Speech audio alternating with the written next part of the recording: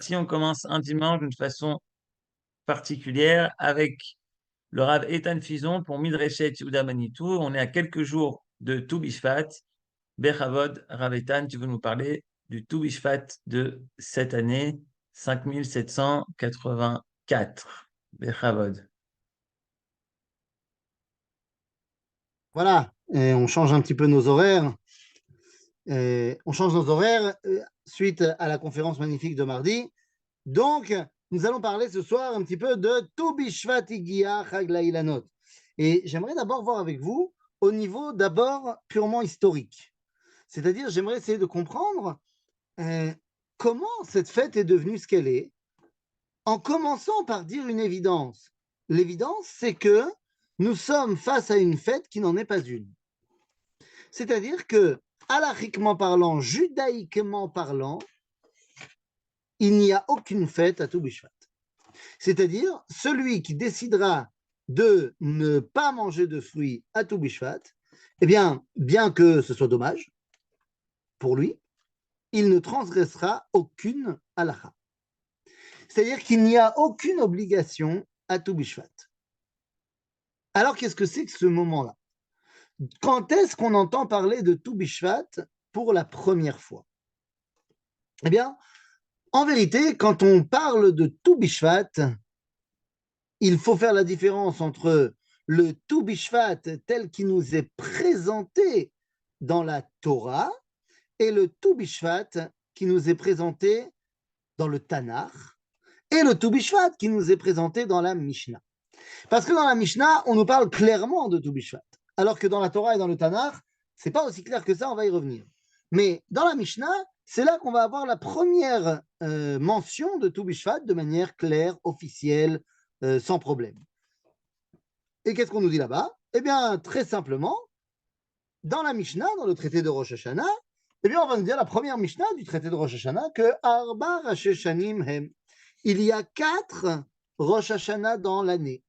Et l'un de ces 4 Rosh Hashanah, alors qu'on a le premier Nissan, qui est notre premier le début de l'année, on a le premier Tishrei, qui est le jour où on va passer devant Akadosh Baruch Hu, on a le premier Elul, qui est le jour anniversaire de nos animaux, mais nous avons également le premier Shvat, d'après Beth Shammai, et le 15 Shvat, d'après Beth Hillel, qui sont Rosh Hashanah la Ilan.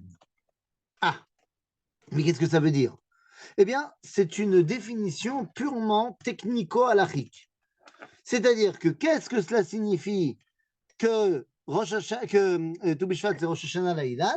Eh bien, ça signifie que dans mon décompte des années de la fête, je m'embrouille tout seul. Dans mon décompte des années de mon arbre, eh bien, je commence à lui décompter une nouvelle année chaque Tou Bishvat. C'est-à-dire, j'ai planté un arbre, disons, au mois de juillet. Eh bien, lorsqu'arrive Tou Bishvat, mon arbre aura 1 an. Et le Tou Bishvat d'après, il aura 2 ans. Et le Tou Bishvat d'après, il aura 3 ans. Et donc, il aura terminé sa période de Orla, c'est-à-dire la période où je ne peux pas utiliser quoi que ce soit de la production de cet arbre. En d'autres termes, la première mention de Tou Bishvat est une mention technico-halachique qui me dit, voilà, c'est à ce moment-là qu'on décompte les années des arbres. Bon, pourquoi pas? Là-dessus, nous dira le Talmud de Babylone que Rabbi Akiva avait l'habitude de manger un etrog à Tou Bishvat. Bizarre. En même temps, donc Rabbi Akiva, bien que ce soit mentionné dans le Talmud, ça fait quand même référence à l'époque de la Mishnah. Et dans un même temps, le Talmud de Jérusalem nous explique que Tou Bishvat, c'est un autre événement, un événement biologique, botanique, bien qu'invisible à l'œil nu. On nous dit qu'à Tou Bishvat, premièrement, l'arbre se nourrit des pluies de cette année et non plus des pluies de l'année dernière, mais également que la sève remonte dans les arbres à ce moment-là. Là aussi, c'est une indication botanique très intéressante. Je ne sais pas à quel point le son est très faible. Ah chez tout le monde ou pas C'est chez tout le bon, monde? tout est OK. Tout est OK, Tout est OK. Ethan. Très bien. Très bien. Donc, là, pour l'instant, on a vu des définitions qui sont très importantes au niveau de la halakha, mais on va dire qui n'ont pas un impact festif. Donc, est-ce que de là, on va nous dire que ça y est, c'est une fête? L'opachut. Lorsqu'on veut parler de Rosh Hashanah la Ilan, de Tu Bishvat comme étant une fête, comme étant un jour particulier, eh bien, il va falloir attendre jusqu'au Xe siècle. 10e, 11e et au 12e siècle. Là-bas, eh bien, on va entendre des gens comme parler les chassidés Ashkenaz, Rabbi Yehuda Chassid, ou alors, de l'autre côté, à Kerouan, nous allons entendre Rabbeinu Nissim Gaon. Eh bien, ils seront les premiers à nous dire que tout Bishvat, Rabbeinu Nissim, c'est intéressant, lui, il dit, bien qu'on n'ait pas parlé de tout Bishvat chez les Géonim, chez les Saboraïm, mais Rabbeinu Nissim, lui, il vient dire tout Bishvat, chez Echad Minachagim, on ne sait pas pourquoi. Qu'est-ce qu'on va y faire? Rien. Par contre, il y a un truc qu'on ne va pas faire. C'est-à-dire que pour l'instant, on va donner une définition à tout Bishvat qui est passive et non pas active. Dans la Mishnah, dans le Talmud, on nous a simplement dit que c'était une définition halachique technique. Dans les écrits de Rabbeinu Nissim et de Rabbi Yehuda Chassid, on nous explique que tout Bishvat, c'est un jour où on n'a pas le droit de jeûner et on ne dira pas les tachanoun, les supplications. Ok, mais on ne m'explique pas qu'est-ce qu'il faut faire. On me dit c'est un jour important, mais on ne dira pas tachanoun et pas de supplication. Ça, c'est chez Rabbeinu Nissim. Chez Rabbi Yehuda Chassid, il revient sur ces deux particularités, mais il va être le premier à dire une petite phrase comme ça, l'air de rien, j'ai envie de vous dire. Une petite phrase, genre, tu pourrais ne pas avoir vu, ne pas avoir raté ce petit séif, à rater ce petit séif, et pourtant, il va être le premier, à ma connaissance, à dire à tout Bishvat, on mange des fruits. Ok, il dit pas pourquoi, il dit pas combien, mais il dit on a l'habitude de manger des fruits. On est quand même au XIe siècle. Je veux dire, Rabbi Yehuda Chassid danse un peu plus tard, au XIIe siècle, mais en France, en Allemagne, en Europe du Nord, les amis, je ne vois pas quels fruits ils ont mangé à part une pomme. Peut-être une poire, peut-être une quetch, une mirabelle peut-être, s'ils venaient de l'Est de la France. Mais enfin bon, c'est sûr que des olives, ils n'en ont jamais vu, hein. Mais on a l'habitude, nous dit-il, de manger des fruits. Top, mais c'est pas encore foufou. Et c'est pour ça qu'il va falloir attendre le XVIe siècle, et plus particulièrement le XVIIe siècle, où c'est là que historiquement les Mekoubalim, d'abord les élèves du Harizal, et ensuite leurs élèves de leurs élèves, vont faire de tout Bishvat un moment extrêmement central et important. Ils vont dire que c'est une journée fantastique et ils vont même nous mettre en place un seder, un véritable seder de tout Bishvat. Et en cela, ils font directement écho à Pessah. Eh oui, le seder de tout Bishvat. Alors vous connaissez certainement ce seder de tout Bishvat. Comment se décompose-t-il? Eh bien, non seulement les pérotes, mais on va commencer à mettre en avant les pérotes d'Eretz Israël. Et d'après le Seder des Mekoubalim, eh bien, on va tout d'abord manger les 7 fruits d'Israël. Attention, dans un ordre très précis, puisque l'idée est de montrer notre attachement à la terre d'Israël, eh bien, nous mangerons dans l'ordre d'apparition des mots par rapport à leur proximité avec le mot Eretz. Oui, car pourquoi on parle de 7 fruits d'Israël? Parce qu'il y a 2 versets dans la Torah, dans lesquels Akadosh Baruch Hu a loué la grandeur de la terre d'Israël grâce aux fruits qu'elle produit. Et donc, le pasuk nous dit Eretz chita useora, gefen te'ena verimon. Et ensuite, il y a un autre verset qui dit Eretz zeit shemen ou devash. Donc, on va commencer par manger du blé, des gâteaux. On fera la bracha de Mézonot. Ensuite, eh bien, on mangera de l'olive. Oui, parce que dans le deuxième verset, le mot le plus proche de Eretz, c'est Zeit Shemen, Zeit. Donc on mangera des olives et on fera la bracha de Haetz. Ensuite, on revient au premier verset, ce qui est en deuxième, à savoir Seora, l'orge. Là, on prendra soit de l'orge qu'on aura fait cuire au préalable et donc on fera Boré Peri Adama, soit on boira de la bière et on fera Sheakol. Et ensuite, on arrive de l'autre verset, le deuxième mot, à savoir Dvash. Et Dvash, ici, c'est quoi? C'est Dvash Shel Tmarim. Ici, pas toujours, mais ici, c'est le miel de date. Et donc, nous allons manger une date. On ne fera pas la bracha parce qu'on a déjà fait sur l'olive. Et ensuite, on peut arriver aux autres fruits du premier verset. Geffen, le raisin. Teena, la figue. Et Rimon, la grenade. Donc c'est bon, c'est gagné. Ça, c'est l'ordre des 7 fruits d'Israël. Une fois qu'on a fait ça, alors nous avons le minag, d'après le Seder des Mekoubalim, de manger le fameux étrog de Rabbi Akiva.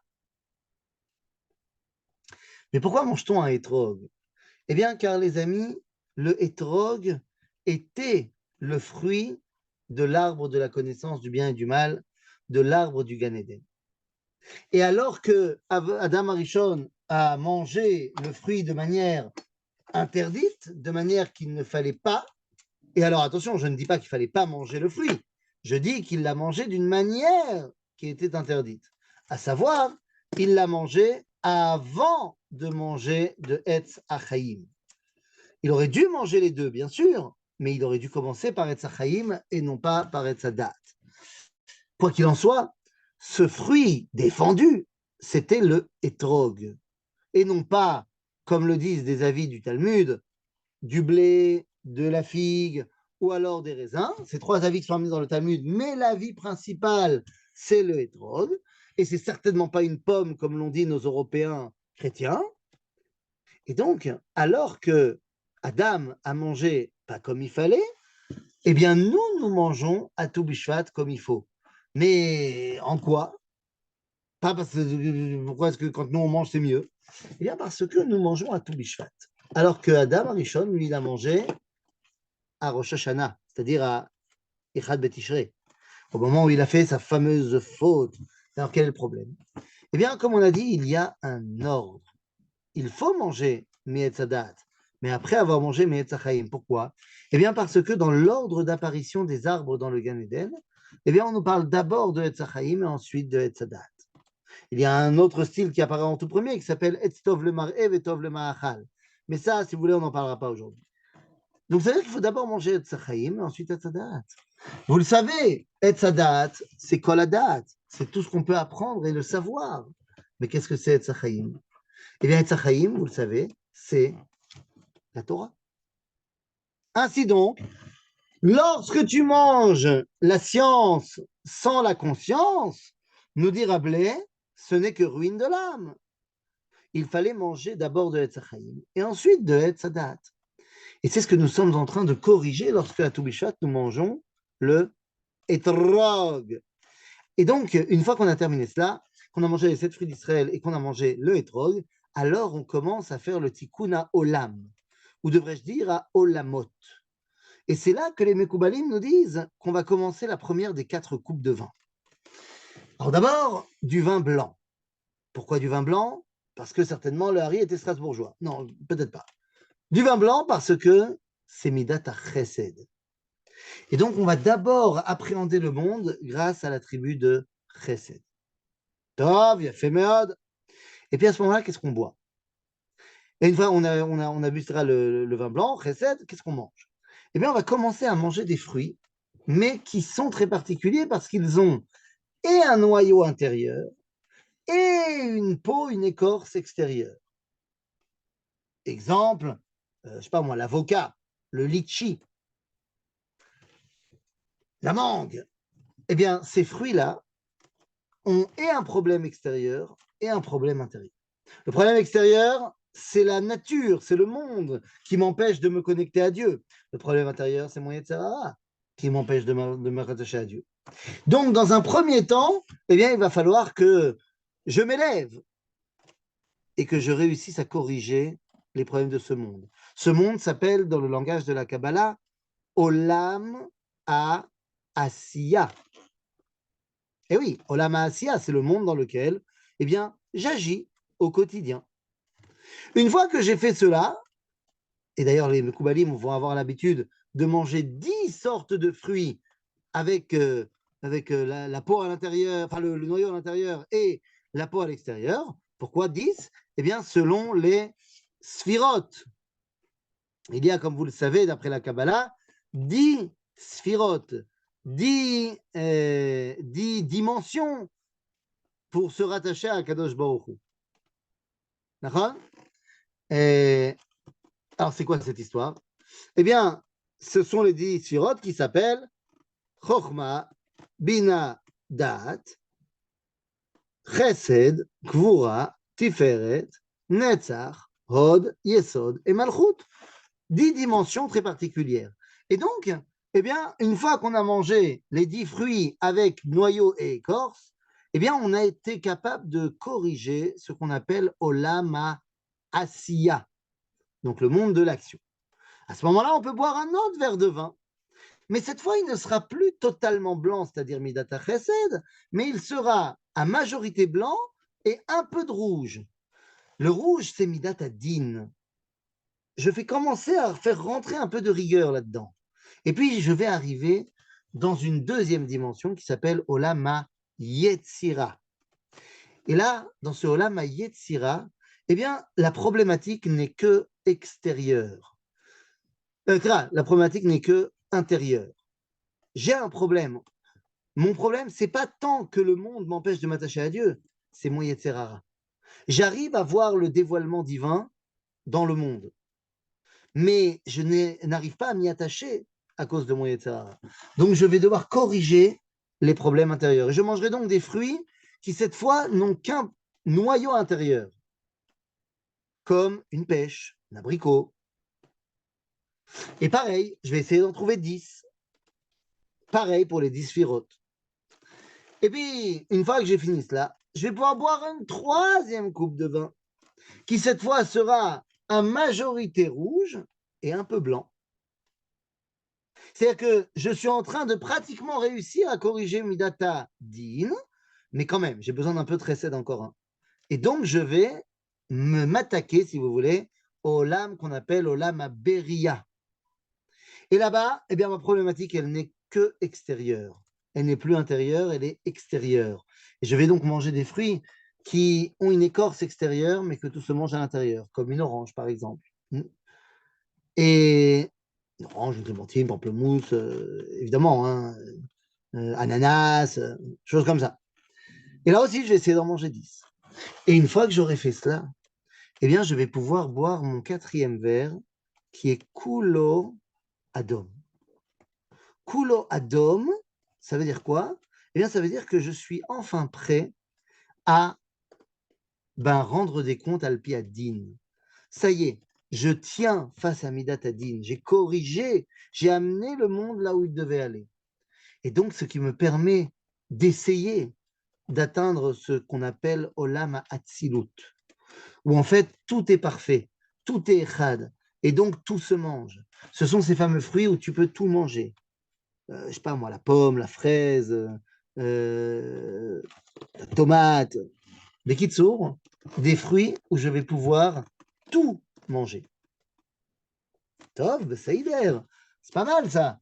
Et donc une fois qu'on a fini ça, eh bien, je pense qu'on est bien. Et n'oubliez pas qu'on vient de se faire 4 verres dans le nez, qu'il y a certains qui ont bu de la bière, Il y en a certains qui n'arrivent pas à trouver certains fruits, mais ils les trouvent en liqueur. Donc, autant vous dire que à la fin de cette histoire-là, on est bien. On est très bien. Bon, et ça, c'est le Seder des Mekoubalim, du 16e, 17e. Et d'ailleurs, on a même l'habitude de lire une tfila. Une tfila qu'on retrouve dans le livre Priyet Sadar ou alors dans le livre Chemdat Yamim. Et c'est une tfila qui a fait beaucoup de controverses. Elle est magnifique. Magnifique cette tfila, mais elle fait beaucoup de controverses parce que il y a des avis qui tenteraient à dire que le livre Priyet Sadar, Chemdat Yamim a été écrit par Nathan Azati. Nathan Azati, bon alors c'est important d'abord de se rappeler que s'il s'appelle Nathan Azati, c'est qu'il venait de Azza. Ça veut dire qu'il y avait des juifs à Azza. Mais Chutz Mizé, le problème de Nathan Azati, c'est qu'il était le rabbin, entre guillemets, de Shabtai Tzvi. Donc, est-ce que c'est vraiment lui? Est-ce que c'est pas lui? L'Odim. Mais enfin bon, le fait est qu'une fois qu'on a fini tout ça, eh bien, on peut continuer à avancer dans notre tout bishvat de l'histoire. Et ceci va nous amener jusqu'au 19e siècle. Évidemment, pendant toute la période de conflit entre Mitnagdim et Chassidim, je vous laisse imaginer que chez les Mitnagdim, on ne fait pas tout Bishvat. Chez les Chassidim, on fait tout Bishvat. Chez les Mekoubalim, on fait tout Bishvat, bien sûr. Et puis on arrive au 19e siècle. Et au 19e siècle, va être inventé un minag de tout Bishvat, mais d'une absurdité sans nom. C'est-à-dire au niveau botanique, je parle. De quel minag on parle? Nous sommes en 1887. Et en 1887, dans le kibbutz de Yesud Ma'ala, il y a un homme qui est directeur d'école, qui est très influent, qui voit un groupe de jeunes faire un minag très sympa, qui plante des arbres. L'année suivante, en 1888, le Rav Dr Zeev Yahavetz commence à lancer le minag de planter des arbres à tout Bishvat. Maintenant, je ne comprends pas. On a dit que ce n'était pas intelligent au niveau botanique. C'est le pire moment de l'année pour planter des arbres à tout Bishvat. Ben oui. Pourquoi c'est le pire moment? Parce qu'il fait trop froid. Les racines ne vont pas pouvoir prendre. C'est vrai que Rosh Hashanah, la Netiot, c'est en Elul. Donc, qu'est-ce qui se passe là? En fait, c'est très simple. Le docteur Zeev Yahavetz, Arav Zeev Yahavetz, il dit la chose suivante. Il y avait un minag à l'époque du Beth Amikdash. Lorsqu'un bébé naissait, qu'il soit fille ou garçon, on lui plantait un arbre. Lama, qui a Adam ou Etz Hasadeh. Qu'est-ce que ça veut dire à Adam ou Etz Hasadeh? Eh bien, il y a plein d'explications. Il y en a une qui est magnifique. À Adam ou à Etz. Et l'huile, on n'en mange pas. Mais ça va, c'est pas tous les jours Hanouka. On peut manger de l'huile tout le temps. Pourquoi vous voulez de l'huile? On a mangé des olives.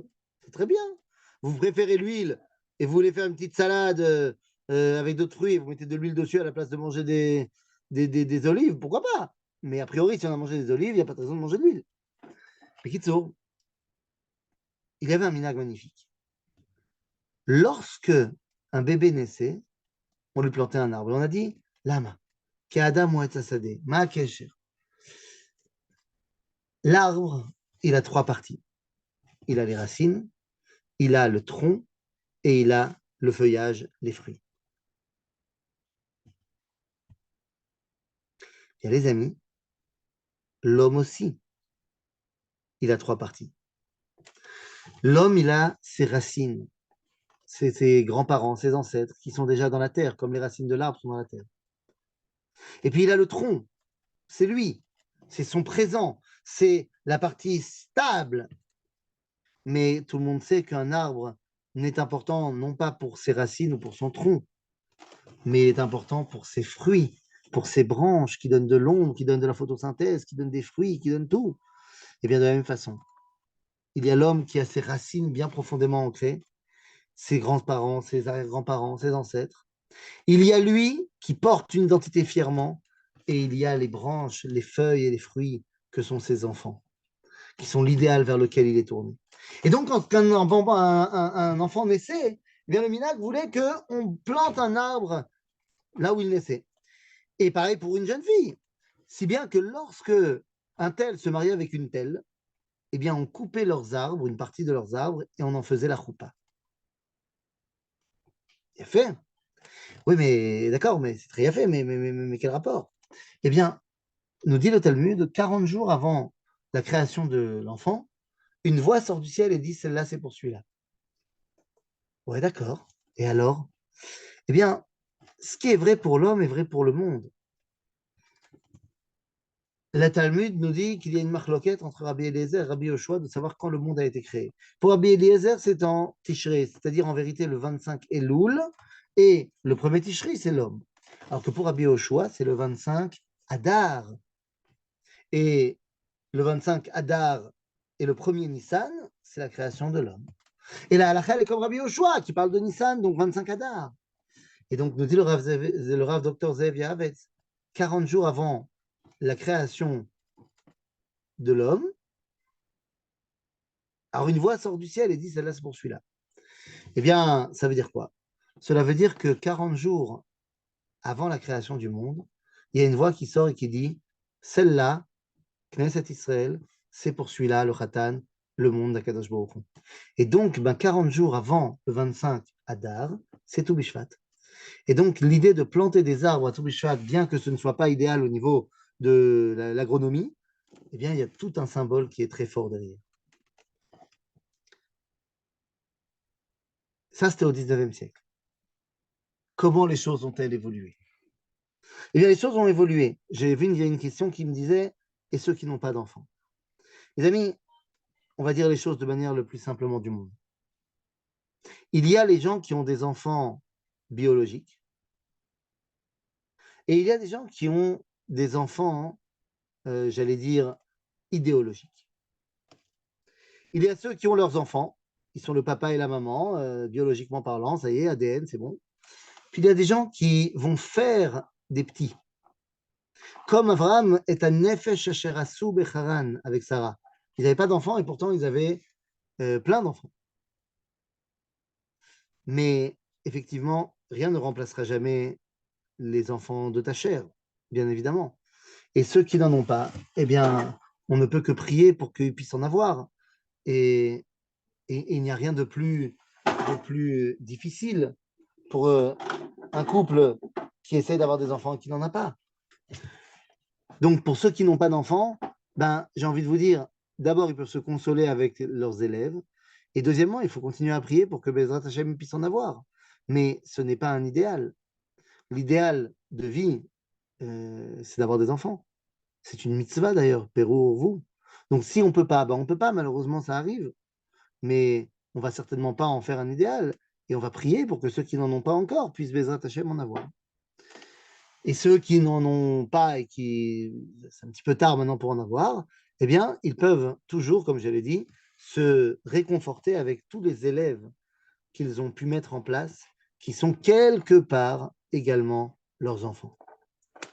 Après, il y a beaucoup de halachot qu'on va apprendre par rapport au kavod qu'on donne à son maître, par rapport au kavod qu'on donne à son père. Donc, il y a vraiment cette dualité. Mais ça, c'était au 19e siècle. Et qu'est-ce qui se passe au 20e siècle? Eh bien, au XXe siècle, il va se passer quelque chose en 1949. En 1949, oui, pas 48. En 1949, à tout Bishvat. Et oui, qu'est-ce qui va se passer à ce moment-là? Eh bien, la Knesset, le Parlement, va être transposé de Tel Aviv à Jérusalem. Alors, Jérusalem, au centre-ville, pas encore dans la Knesset qu'on connaît aujourd'hui, mais... Et alors, en quoi est-ce important? C'est fondamental, ce n'est pas important, c'est fondamental. Le Rav Tzvi Oudakouk appellera cette année où la Knesset est passée à Jérusalem Gilui romemut yemin elyon legeulat amo veishuat meshicho. C'est le début du dévoilement de la grandeur divine pour la Géoula de son peuple et la libération de son Mashiach. 1949, Lama. Bien parce que si vous avez votre parlement, donc votre capitale, à Tel Aviv, eh bien cela veut dire que l'État d'Israël n'est autre qu'un pays occidental au Moyen-Orient. Mais si votre parlement, donc votre capitale, est à Jérusalem, cela veut dire que l'État d'Israël est la continuité du royaume de David et de Shlomo. Ni plus, ni moins, les amis. Et donc ça, c'est ce qui se passe dès 1949. Et ça deviendra Yom HaKnesset. Mais franchement, en 1949, qui mange des fruits?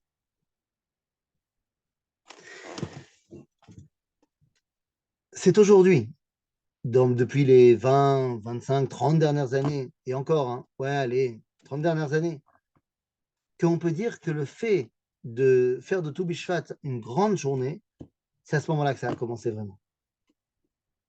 Pour le peuple, pour le monsieur tout le monde. Et j'ai envie de vous dire, le monsieur tout le monde, ben, c'est aujourd'hui de plus en plus de personnes. De plus en plus de personnes, d'année en année, il y a de plus en plus de gens qui vont faire Tou Bishvat. Pourquoi?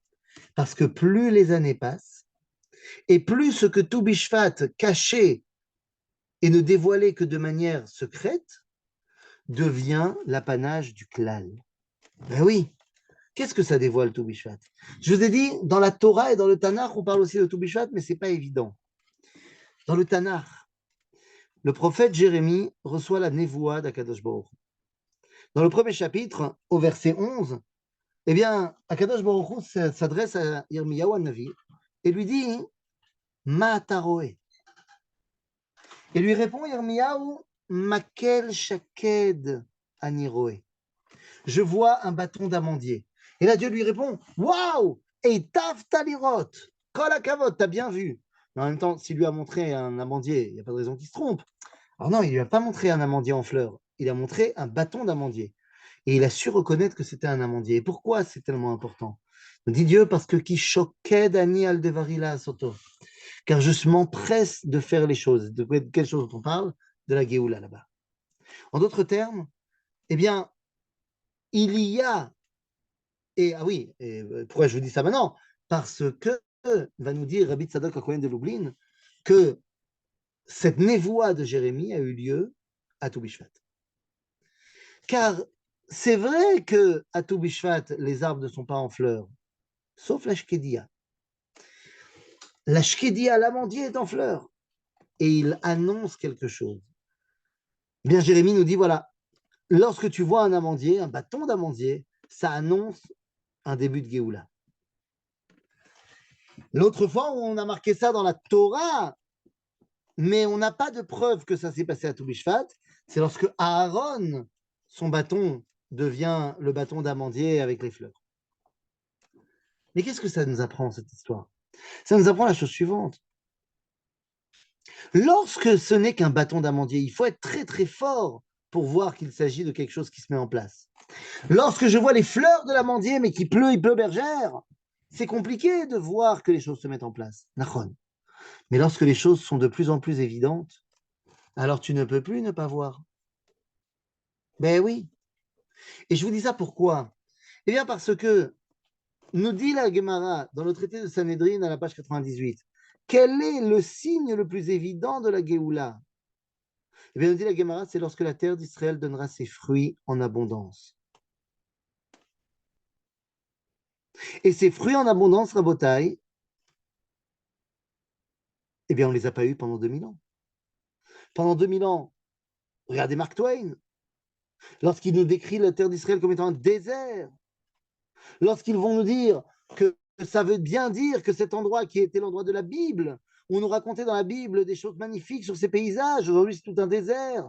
Et donc il dira, ça ne veut dire qu'une seule chose, c'est que la terre d'Israël attend ses légitimes propriétaires. Lorsque la terre d'Israël redonne ses fruits, eh bien c'est la preuve que la Géoula d'Israël est en marche. Et quand on donne un fruit, là, l'orange de Jaffa, c'est pas mal. Mais quand aujourd'hui tu te balades et tu vois la shefa, tu vas au chouk et tu vois tous ces agriculteurs magnifiques, eh ben, tu te dis, mais attends, mais là le signe est évident. Et donc plus le signe est évident et plus il y a de gens qui vont fêter Tou Bishvat.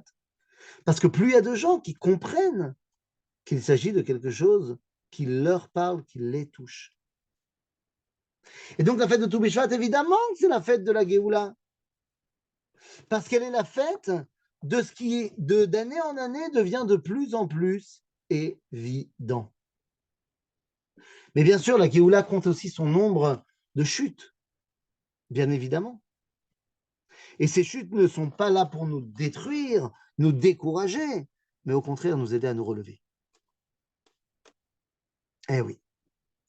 N'aura pas la même façon de se tenir debout celui qui n'est jamais tombé et celui qui est tombé et qui s'est relevé. Et bien les amis, c'est ça la fête de Tou Bishvat. Tou Bishvat Igia Chag la Ilanot. Et je pense que le moment est très bien choisi pour vous dire, si vous avez des questions, vous pouvez les poser.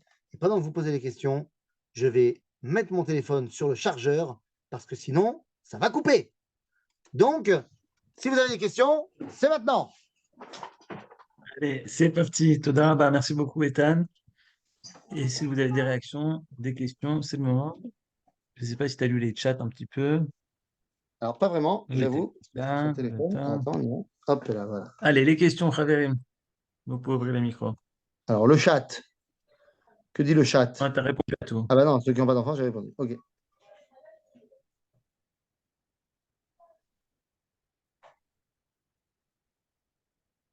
Question, please.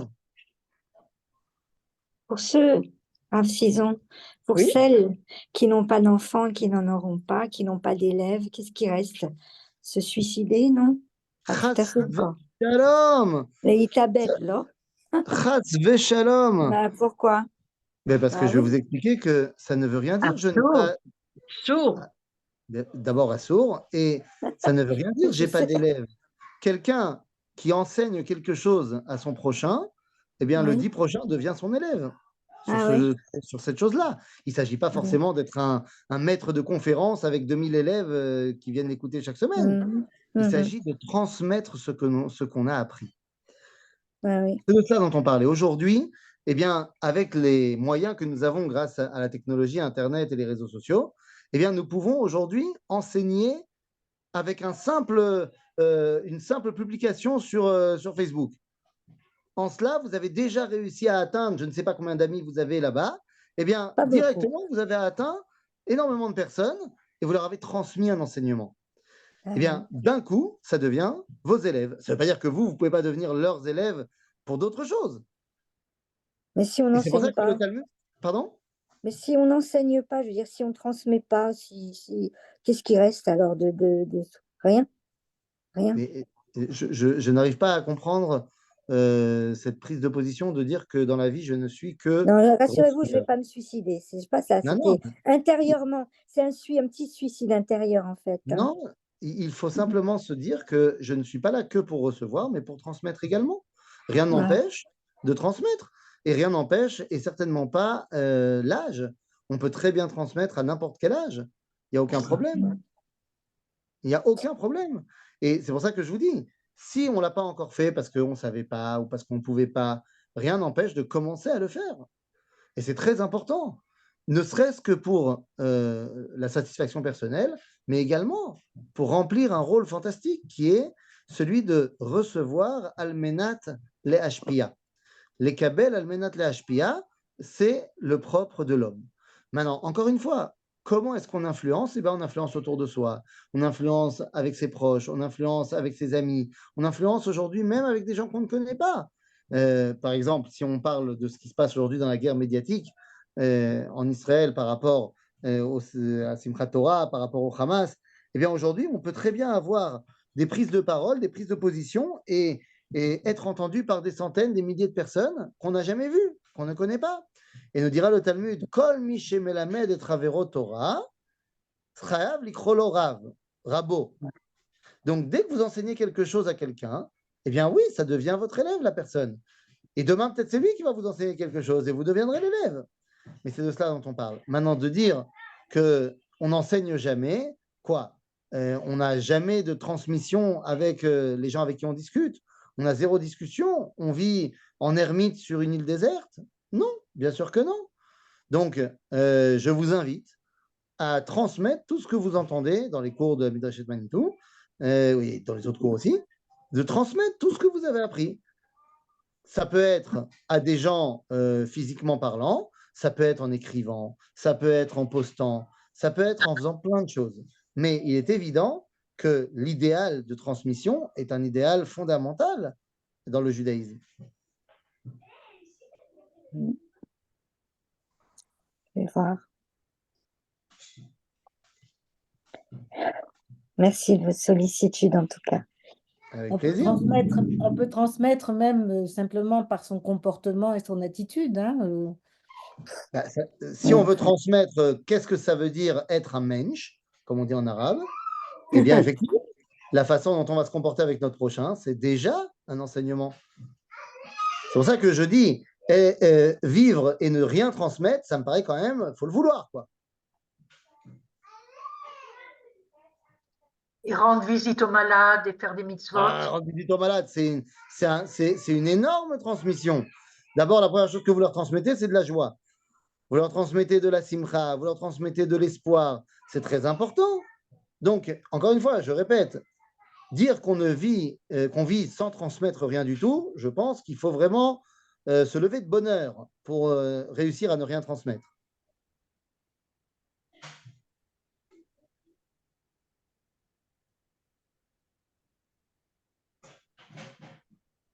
Notre question, notre réflexion.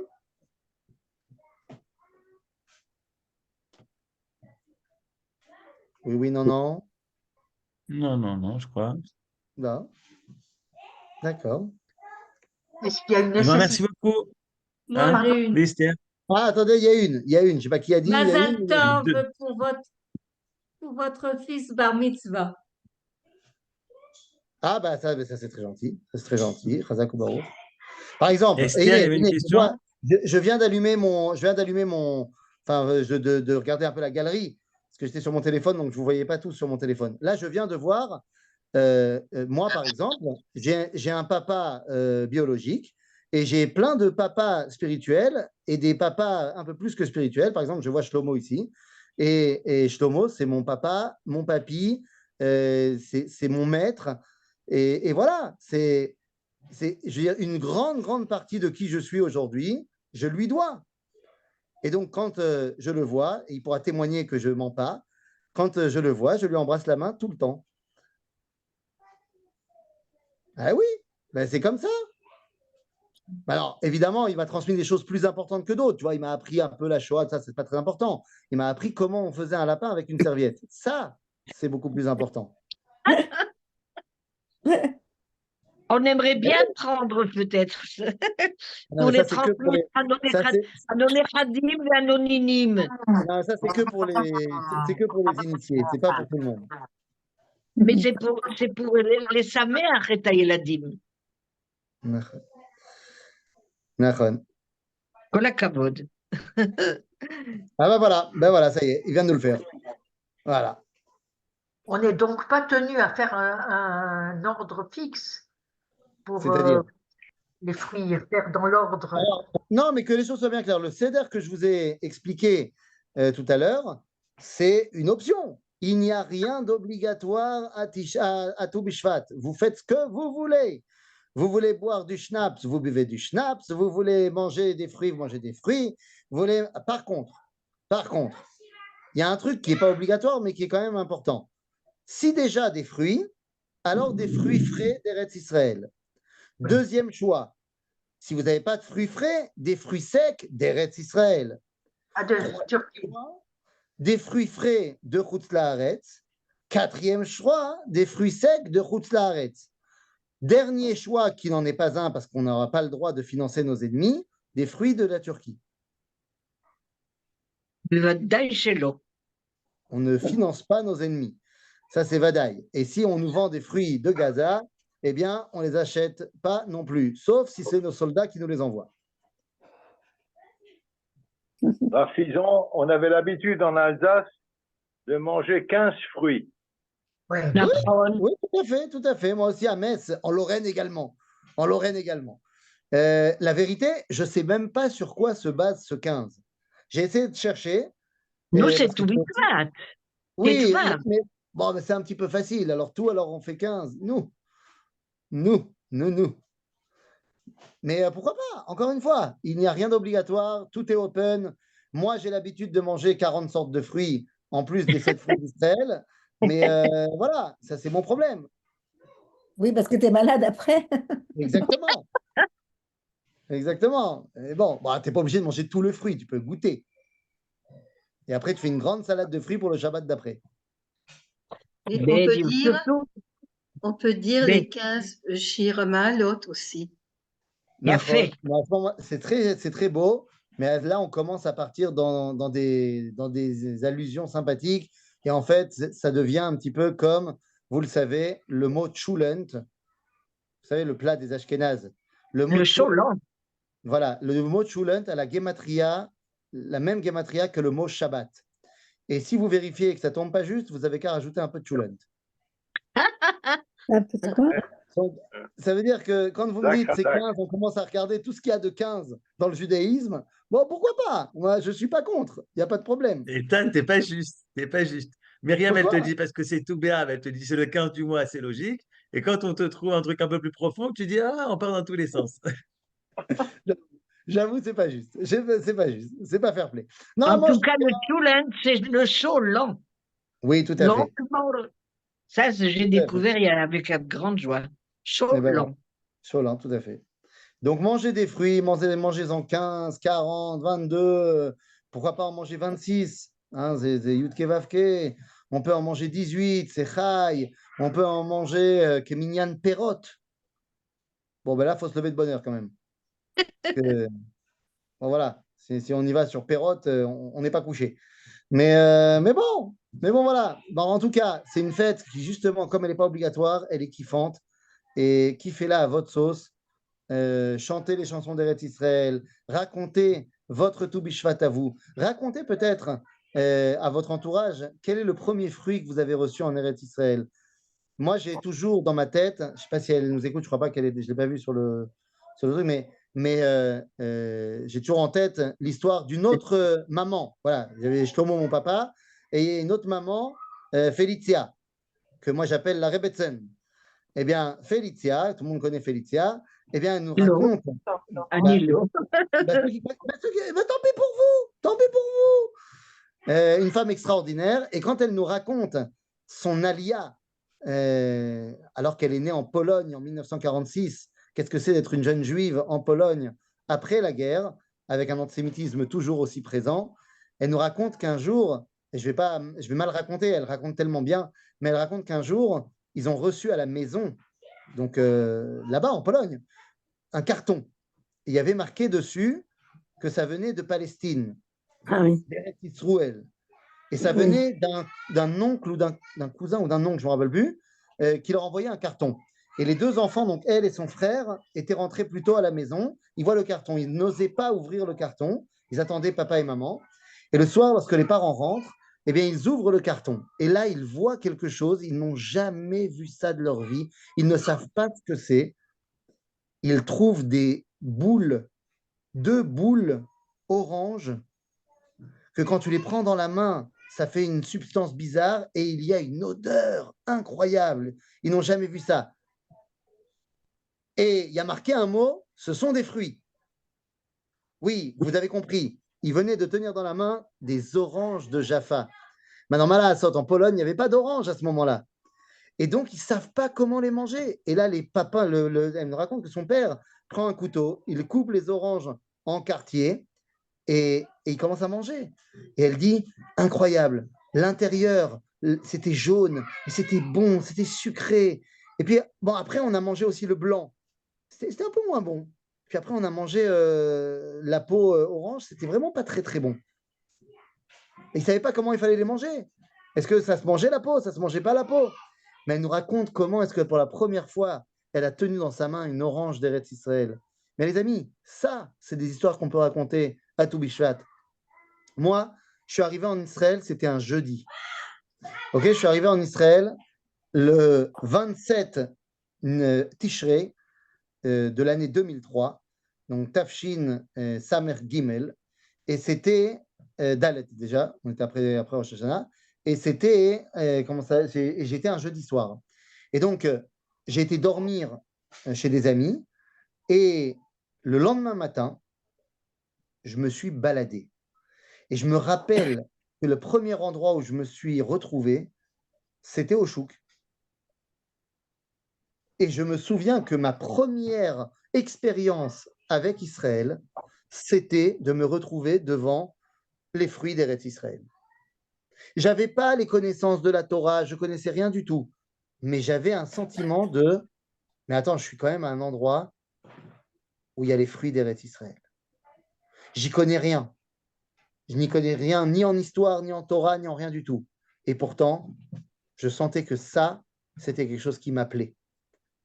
Donc voilà, on peut raconter ce genre d'histoire et on peut même faire des shakes et on n'est pas obligé de manger les fruits en solide, on peut les manger en liquide.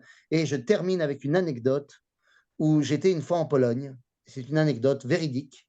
Et lorsque le bureau qui organisait le voyage a passé commande au traiteur pour lui demander quels étaient les repas qu'on allait manger pendant les différents jours où on était en Pologne, eh bien, elle a commandé, la madame du bureau, elle a commandé ce qu'on appelle marak katom. Marak katom. Marak katom, vous savez ce que c'est, marak katom? C'est une soupe de légumes potirons, courges, machin, voilà, normal. Seulement, hein, elle ne parle pas en hébreu avec la personne. La personne là-bas, elle est polonaise. Et donc, le secrétaire, il était polonais, et elle lui dit en anglais « an orange soup ». Et le mec, il lui dit « mais vous êtes sûr ?» Elle dit « bah oui, orange soup ». Et il dit « ok, bon, c'est vous le client, faites ce que vous voulez ». Et on arrive le soir avec le groupe, et ils nous servent de la soupe, et c'était dégueulasse. Ils nous avaient fait une soupe à l'orange. Parce qu'on avait dit orange soup, donc c'était une soupe à l'orange. Et voilà, donc c'est-à-dire que même des oranges, on peut les manger en soupe. Donc, Bekitsour, faites-vous plaisir. Et comme disait Jacques Chirac dans Les Guignols dans les années 90, mangez des pommes. Et voilà. Et voilà. Et avec cette phrase-là, vous comprenez pourquoi je ne suis pas Gdolador, mais je suis juste un clown qui essaie de vous enseigner la Torah. J'ai beaucoup trop regardé la télé dans ma jeunesse.